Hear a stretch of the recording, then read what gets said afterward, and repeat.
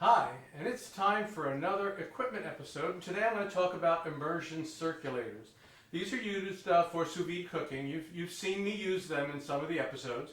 They maintain a water bath at a constant temperature. You put food in it that's vacuum packed, or you can use a Ziploc bag with the air squeezed out.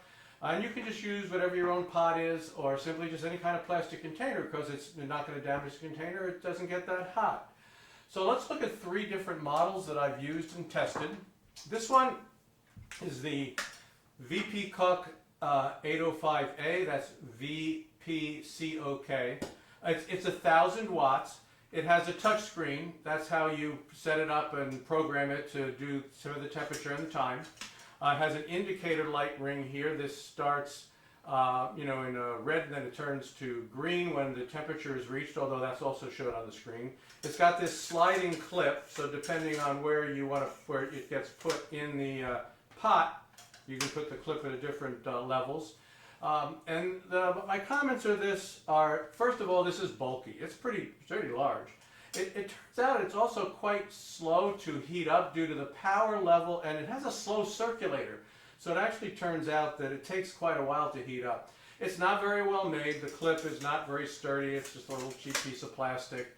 The advantage of this is it's pretty cheap. It's only about $50.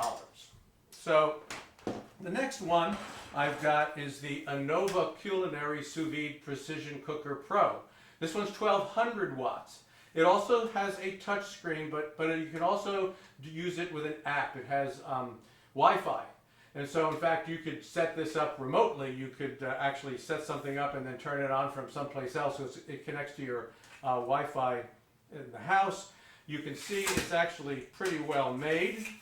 And look at the clip. The clip is very sturdy. It locks in place. You can move it around. And this one is a bit more expensive. It actually lists for $400. If you wait, if you're patient, you can look around. It kind of goes on sale for as low as, I've seen it for as low as $250. In fact, right now it's $250, selling some I was on Amazon for $250.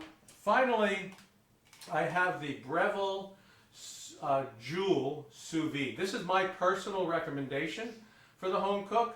It doesn't have a screen, so it's much smaller. You can see it's nice and compact. So it doesn't have a screen.